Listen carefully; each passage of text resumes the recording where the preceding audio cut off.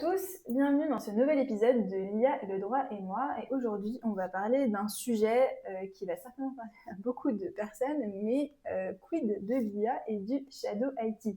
Parce que finalement, l'IA, donc, ça a ses bons côtés, ça a ses mauvais côtés, ça demande un encadrement particulier. Et finalement, qu'est-ce qui se passe dans une entreprise lorsqu'il n'y a pas de directive claire qui est donnée sur l'IA, s'il n'y a pas d'outils particuliers qui est passé? Finalement, le risque, c'est que les collaborateurs se servent quand même de l'IA, parce qu'aujourd'hui, la plupart des gens l'utilisent aussi bien dans le perso que dans le pro. Donc, dans ces cas-là, finalement, qu'est-ce qu'on risque en tant qu'entreprise si on n'a pas bien cadré l'utilisation de l'IA? Ouais, très bonne question. Et c'est vrai que souvent, on a tendance à se dire, j'interdis quelque chose et en fait, j'évite le problème. Pas du tout, en fait. Oui. Ou alors, j'ai des œillères, je fais semblant de pas le voir et ça va bien se passer. Pas du tout non plus. Parce que le problème, c'est que si jamais vos collaborateurs, vous avez votre entreprise, vos collaborateurs, ils assistent à une réunion, par exemple, ils prennent des notes, ou il y a un projet sur lequel ils travaillent pour un client et ils se disent qu'ils iraient plus vite en chargeant les données dans une IA, et ben, il y a un risque de divulgation de ces données. Parfois, vous avez en fait contractuellement une interdiction faite par votre client qui vous dit en fait mes données sont confidentielles, vous n'avez pas le droit de les utiliser ou de les charger sur des outils tiers.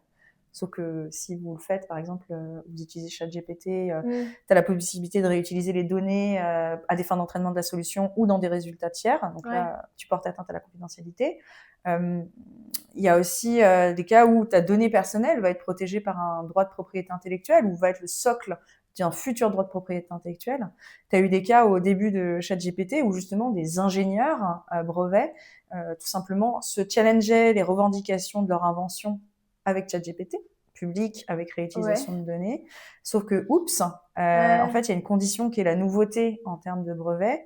Il faut qu'elle soit absolue. Et si vous, en fait, tout simplement, vous divulguez à un tiers sans clause de confidentialité les informations relatives à une invention, vous ne pouvez plus prétendre. Plus nouveauté, en fait. Exactement. Et plus de brevet. Donc, en fait, c'est un vrai risque pour l'entreprise. Voilà, en termes d'obligations contractuelles, de valeur même de ces droits de propriété intellectuelle. Et au-delà, si on parle par exemple de données personnelles qui sont chargées sur l'IA, si on n'a pas de contrôle, s'il y a une fuite, c'est un risque aussi d'un point de vue RGPD. En même temps, c'est vrai que c'est quand même, c'est très naturel. Enfin, on a envie de. Là, tu mentionnais la prise de notes pendant une réunion. Ça, je pense que c'est le cas presque qui va parler au plus de personnes. On fait la réunion, on prend les notes, il faut rédiger le compte rendu. Clairement, c'est le genre de truc où aujourd'hui on se dit ça, l'IA peut le faire bien plus vite, bien mieux que moi.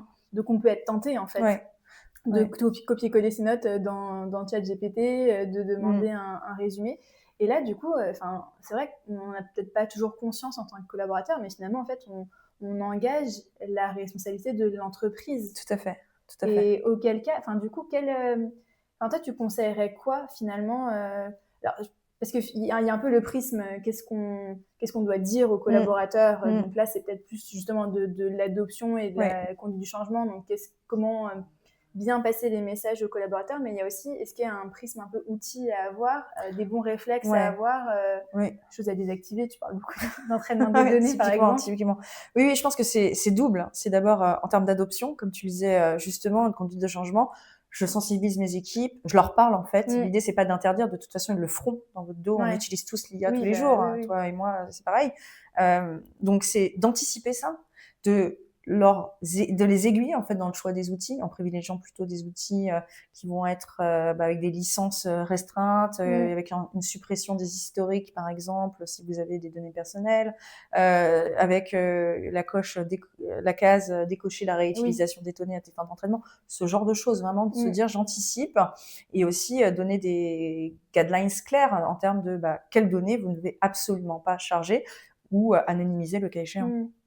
Et c'est vrai que tout à l'heure, tu avais une image que je trouve très parlante, c'est un peu cette peur aussi en tant que dirigeant d'entreprise. On va se dire, là, il y a l'IA, c'est un sujet, mais ça me paraît très compliqué à mettre en place, c'est peut-être un peu dangereux, etc. Donc, comme tu dis, je mets des œillères, je coupe tout, je coupe les accès sur les PC de mes collaborateurs à ces outils-là. Et finalement, c'est peut-être la meilleure façon de s'attirer des problèmes, un petit peu parce que du coup, on ne peut pas empêcher l'utilisation de certains outils. Et typiquement, l'IA, c'est ce genre de choses. C'est tellement grand public que tellement de gens l'utilisent aussi déjà aujourd'hui dans le perso. On ne peut pas l'empêcher. On ne peut pas empêcher l'utilisation dans les sphères professionnelles. Et presque, du coup, c'est en empêchant l'utilisation de ces outils qu'on se laisse la porte ouverte aux utilisations risquées. Et dans ce cas-là, quel serait le bon réflexe? Enfin, si vraiment on devait se résumer ça en quelques mots, quel serait le bon réflexe? En quelques bullet points, vraiment, les bons réflexes, c'est d'abord se dire, bon, je cadre les usages dans ma charte IT, par exemple, que je diffuse à mes salariés, c'est assez simple à faire, on en a tous. Mettre une clause aussi dans le contrat de travail en termes d'utilisation des outils, limiter l'utilisation d'outils tiers, veiller aussi à mettre une clause de confidentialité dans les contrats de travail des salariés, tout simplement, en leur disant attention à ça, comme ça vous permet aussi tout simplement de cadrer ces usages de données. Des formations, en fait, tout simplement, sensibiliser. Sensibiliser encore, toujours faire des rappels réguliers, des webinaires, ce genre de choses. D'autant qu'il y a des obligations qui rentrent aussi en œuvre en termes de sensibilisation du public et des salariés à l'utilisation de l'IA. Par exemple, on parlait de l'IA Act dans une autre vidéo, et c'est le cas aussi. C'est vrai, c'est une obligation en fait. qui rentre.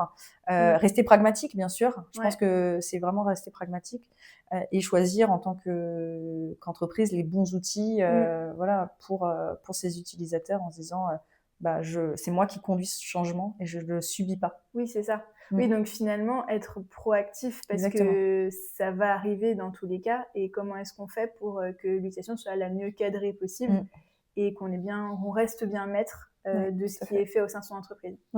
Super. Et écoute, merci beaucoup Alexandra pour cette explication. Et puis on se retrouve bientôt dans un prochain épisode de l'IA, le droit et moi. À bientôt. À bientôt.